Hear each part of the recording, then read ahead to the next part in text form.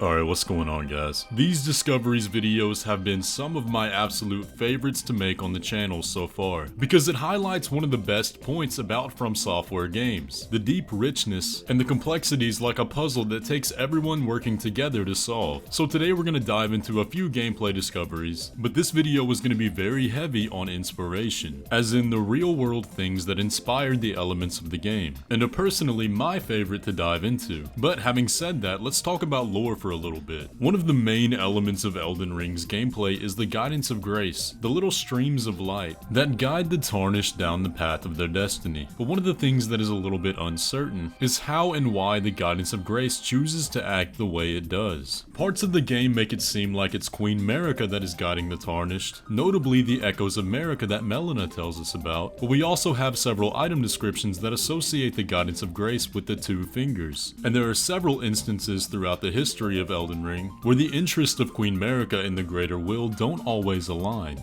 But with this question in mind, did you know that the guidance of grace betrays us at the end of the game? If you look closely during the cutscene of Godfrey's boss fight, the guidance of grace actually flows backwards and points him towards us, and it raises several interesting questions. Morgott tells us that a tarnished can never become Elden Lord, but this directly contradicts what the guidance of grace has been pointing us towards the whole time. If it's Marika's will that wants Godfrey to become Elden Lord rather than us, then that makes a bit of sense, because her echoes definitely seem like she still has love for him, and during his reign when he first had his grace, the lands experienced a golden age. But if the grace is following the will of the greater will, then I'm not entirely sure why it would suddenly change its mind right at the end. Because as far as we know, Godfrey has no association with the two fingers, who are the ones who choose the candidates to become Elden Lord. But there are a few other possibilities. The grace that we see here comes from the fading body of Morgott, and we do know that despite Morgott being an omen, he still is blessed with the power of grace, in some capacity. So this little stream that points Godfrey back to us could also be of his conjuring, a last-ditch effort in his dying breath. But one final possibility is that Malenia tells us the guidance of grace is a direct result of the Erdtree's grace, and that grace is extended to all tarnished who can see it. Naturally, it would be different for each one, but it's weird that at that point in the game, the grace is no longer guiding us. If it is the Erdtree's will guiding this grace, then we can reason that the Erdtree would prefer him over us, as it was during his reign that it was created in the first place. But your theory is just as good as mine when it comes to any of these possibilities. And these next two findings come from my friend Erdtree, whose channel I cannot recommend enough. Definitely go check him out. But have you ever taken a close look at the minor Erdtree guardians? Some of them seem to have sprouts growing out of their backs, and we learn from their armor that their goal is to become minor Erdtrees themselves. But their metamorphosis and evolution seems to have taken a dark turn, because it doesn't look like they're becoming trees at all. Their growth is much closer to the Miranda flowers, the giant man-eating plants that we can find all across the lands between, coming in many different shapes and colors. And we have evidence that suggests the Miranda flowers were once people as well, from a cut item called Miranda's Prayer. And it had a description that reads, "This statuette depicts a flower that preys on humans, posed in prayer. Miranda, maiden of the flower crucible, is said to have been the very first of this breed."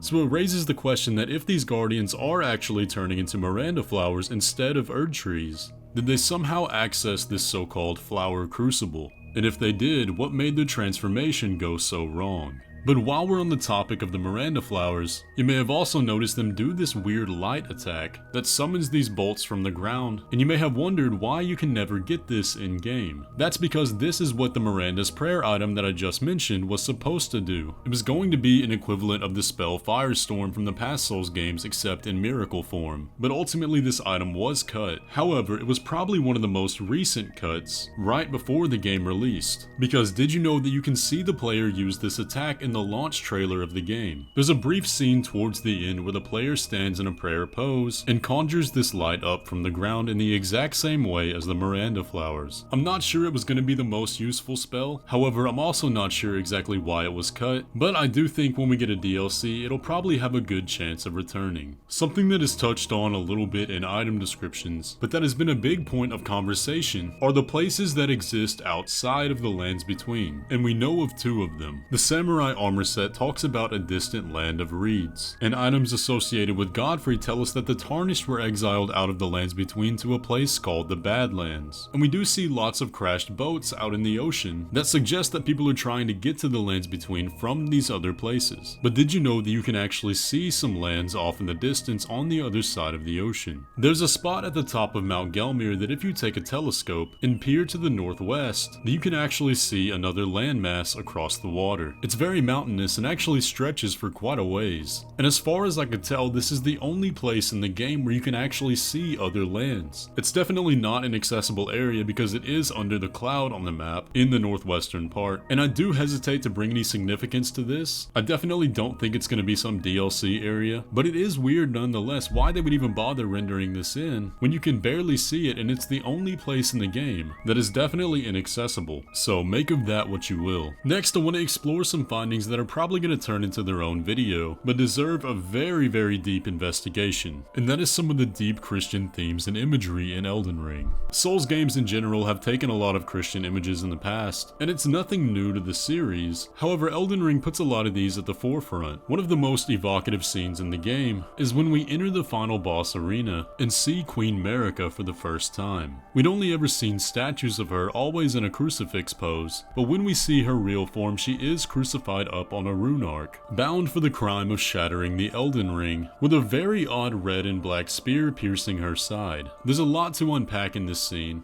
and a lot of mysteries that still remain unsolved. However, what I want to look at today is the obvious similarity to the crucifixion of Jesus. Now, I'm sure everybody knows what a crucifixion is. It was one of the worst punishments for a criminal, and one of the most agonizing ways to die in history. A crucified person could hang for days at a time without actually dying, and so it was customary for a soldier to go and puncture the side of the hanging person with a spear to ensure that they were actually dead. And it is said that the spear that pierced Jesus' side is called the Spear of Longinus, but the spear that's piercing Marika is distinctly red and black, and you'll notice that the markings of the Elden Ring are gone from her insides, so the idea of the spear is definitely worth more investigation. But a heavy theme that seems to be inspired by the Bible is the story of the Tarnished and the history of the Jews in Exodus. According to the Bible, the Jews were in captivity in Egypt, but were sent into exile under the leadership of Moses, where they were forced to wander through the desert for several generations. However, God had promised them that they would one day return to the promised land, however only after 40 years as punishment for their sins and rebuking of God's word. And among the many miraculous things that happened during this time, the way the Israelites were guided through the desert was by a pillar of fire provided by God. And I can't help but see the similarities in the story of the Tarnished, the prophesied people exiled from their land, led across the sea by Godfrey, now known as Horalu, forced to dwell in the desert Badlands until they died, only to be called back to their promised land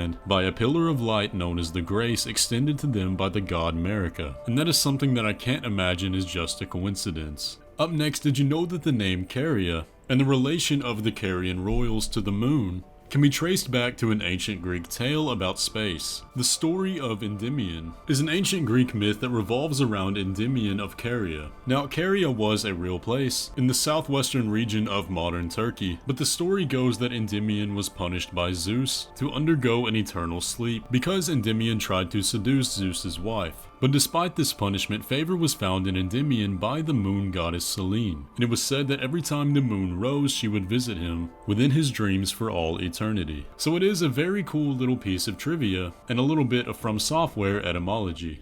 One of the biggest mysteries in Elden Ring, and something that still confuses me, is the design of the corpse of Godwyn. It looks like a sable amalgamation of sea creatures and thorny vines, with an oddly disturbing face. But the thing that's so confusing is why does it have so much inspiration and aspects of sea creatures? Most notably the giant fishtail that took the place of Godwyn's legs. But I think this design can be traced back to something called the Fiji Mermaid. The Fiji Mermaid was a creature that was caught off the coast of Fiji by some local fishermen. The creature had the parts of several different animals, most notably the tail of a fish and the head of a juvenile monkey. And the pose it was found in was the tail curled upward, the head turned, and the arms bent as if in extreme agony, eerily similar to the pose of Godwyn's corpse. So while that is likely the visual inspiration, it is interesting that commonly mermaids throughout mythologies are described as creatures without souls, and this corpse is the result of Godwyn losing his soul. Now, to end it on a pretty lighthearted note, this one was wild. Have you ever wondered why the waterfowl dance is so strong, so powerful, kills you if you get touched by it, and requires superhuman timing to dodge? Well, user Nycolas11 over on Reddit mathematically calculated the speed and force generated by the waterfowl dance. And honestly, after seeing this, I knew I had to give it a showcase on here. So let's break down some of these numbers. First off, he estimated that Malenia's sword, based on its volume and material, would likely weigh about 75 kilograms, already heavier than any human could ever wield with one hand. However, Malenia measures about 8 foot 5 inches tall, so we're already dealing with some superhuman numbers here. And then after finding the measurements of her arm and the length of the sword, and calculating in all the variables for torque, they found the amount of time it takes the sword to clear the radius of her circle, and could therefore judge the velocity of a swing, which equaled out to around 368 meters per second at the tip of the blade. And they also found that across the entire waterfowl dance there are 43 swings thrown. And after judging the effective mass used, they found that each strike of the waterfowl dance generates about 2,468,000 joules, or roughly equivalent to a tank shell concentrated into the blade's edge. Tens of thousands of times stronger than the average human. And that is thrown at the player 43 times in under 5 seconds. So if you ever wondered why that attack seems so impossible to survive against, well, now you know. If you would like to read their full post on this, I will have it linked down in the description because this was an amazing discovery. But guys, that's gonna pretty much do it for the video today. I hope you enjoyed. If I showed you something that you didn't know, be sure to leave a like on it down below and subscribe if you're new around here. However, I have to say this may be the last one of these videos for quite a while. Summer Games Fest is coming up in about a week, and there is a pretty decent chance that we could see some DLC there. We're getting to a point where these discoveries are becoming thinner and thinner, because at the end of the day, we are dealing with a finite number here. But either way, I do have some more lore videos on the way, and if we do see DLC soon, I'm going to be covering all of that right here. But with all that, I'll catch you in the next one.